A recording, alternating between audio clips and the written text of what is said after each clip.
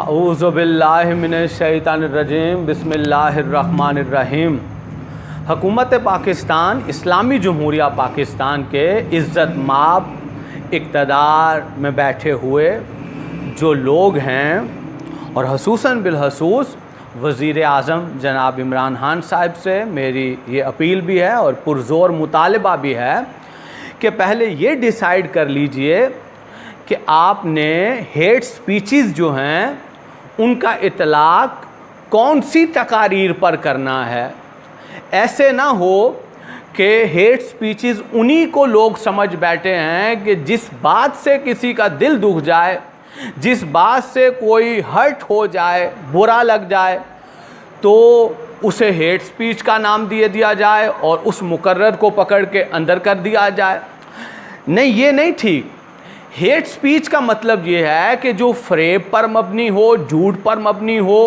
جو باطل پر مبنی ہو، جو پراپوگنڈے پر مبنی ہو، جو سازش پر مبنی ہو اور جو بد امنی پھیلانے کے لیے ہو اور جو قاتلوں اور ظالموں کی حمایت میں ہو، چاہے وہ اس دور کے ہوں چاہے اس دور کے ہوں، ایسی جو تقاریر ہیں وہ ہیٹ سپیچز ہوتی ہیں۔ اب ایسی بات جو حق پر مبنی ہو اور کسی کو بری لگ جائے تو اسے ہیٹ سپیچ کا نام دے کر اس مقرر کو گرفتار کرنا غلط ہے۔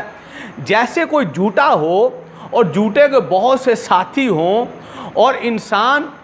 اس کو جھوٹا کہے اور اس کے ساتھیوں کو برا لگ جائے، جھوٹے کو جھوٹا کہنے سے اس کے ساتھیوں کو تو برا لگے گا، تو آپ اس کو ہیٹ سپیچ کا نام نہ دیں۔ یہ حق پہ مبنی بات ہے کہ جھوٹے کو جھوٹا ہی کہا جائے گا، چاہے اس دور کا ہو چاہے اس دور کا ہو۔ اب کیسے یہ طے کیا جائے کہ اب میں بہت عزت کرتا ہوں پاکستان کے ایسے اداروں کی کہ جنہوں نے خصوصاً ISI جو ہے وہ تو ہمارا پراؤڈ ہے، فخر ہے پوری دنیا میں۔ اس کے علاوہ بھی جو قومی سلامتی کے ادارے ہیں انہیں سلیوٹ ہے کہ انہوں نے چند سالوں میں پاکستان میں بہت زیادہ دہشت گردی کو ختم کر کے امن کی جو فضا ہے اس کو قائم کیا ہے۔ Credit goes to government definitely, but جو اصل بات ہے وہ میں آپ کے سامنے لے کے آنا چاہتا ہوں اور یہ میرا مطالبہ پھر میں کہہ رہا ہوں وزیر اعظم پاکستان سے لے کے جو ادارے امن قائم کرتے ہیں اور دیکھتے ہیں کہ بد امنی نہ ہو جائے، ان کے لیے میں یہ بتا رہا ہوں، ایک مشورہ دے رہا ہوں کہ آپ ایک منصف علماء کمیٹی بنائیں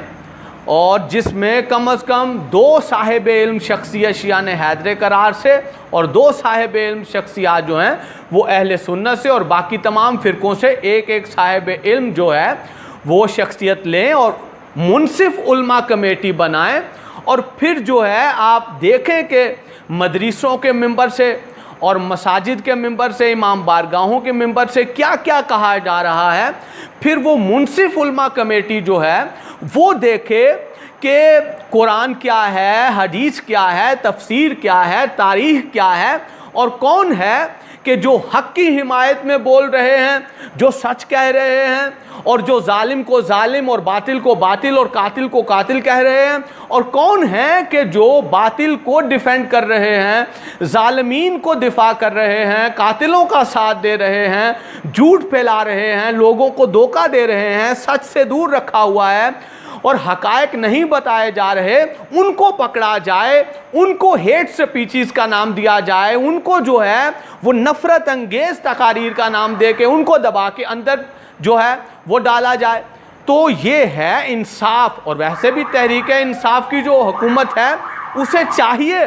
کہ یہ معاملہ جو ہے اس کو ڈسکس کریں کابینہ میں اور ایک منصف علماء کمیٹی بنائی جائے